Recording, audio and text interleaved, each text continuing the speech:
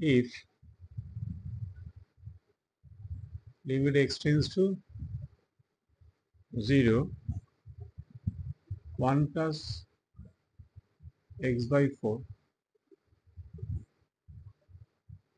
2x plus 3 by 8x equal to e to the power a. So then a equal to option দিয়ে দিয়েছে ধরে নিন। তো এই অঙ্কটাকে প্রসিড করবেন কি করে?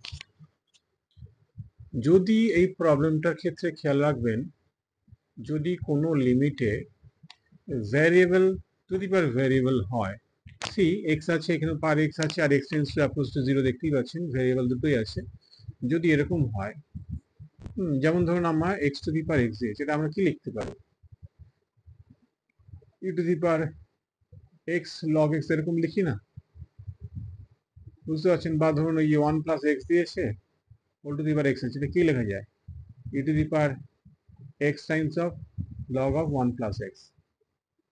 অ্যাকচুয়ালি যে শর্ট ফর্মটা এই লগের এক্সপানশন থেকেই আসছে, আর সিম্পলিফিকেশনটা তো পশ্চিমে বলে দেবে কিভাবে করছি দেখুন।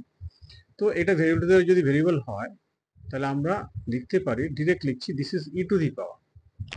সবসময় লিখবেন ই টু দি পাওয়ার, আর এখানে একটা লিমিট দিয়ে দিন, লিমিট এক্স টেন্ডস টু 0। এই যে ভেতরের পার্টটা রয়েছে within the first bracket 1 plus x by 4 করবেন, আর একটা -1 করে দেবেন ইনটু এই পাওয়ারটা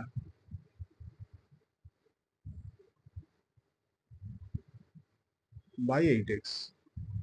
অর্থাৎ এই যে লগ যদি ই টু দি পাওয়ার এই জায়গাটা যদি লগ আসে, বুঝতে পারছেন, এই জায়গাটা যদি লগ আসে, ওটা এক্সপ্যান্ড করলে এক্স বাই 4 ফার্স্ট টার্ম আসবে, বাকিগুলো সিম্পলিফাই করে কেটে যাবে as express to edge approach to 0। তো সেইখানে সেই কারণে এইটা আসছে। তো শর্ট টেকনিক হচ্ছে এই ভেতরে এই পার্টটা যেটা আছে সেটা লিখবেন, আর এটা -1 ইনটু পাওয়ারটা কেন বুঝতে পারছেন যে ইনটু পাওয়ারটা কিভাবে লেখা হচ্ছে? তো যাই হোক, খালি এই সিস্টেমটা মনে রাখবেন, যদি in case variable two the power variable হয়, তো আমরা এইভাবে অ্যাপ্রোচ করতে পারি। সো ই টু দি পাওয়ার, দেখুন লিমিট এক্স অ্যাপ্রোচ টু 0, আপনারা এই এক্স কেটে দিতে পারবেন,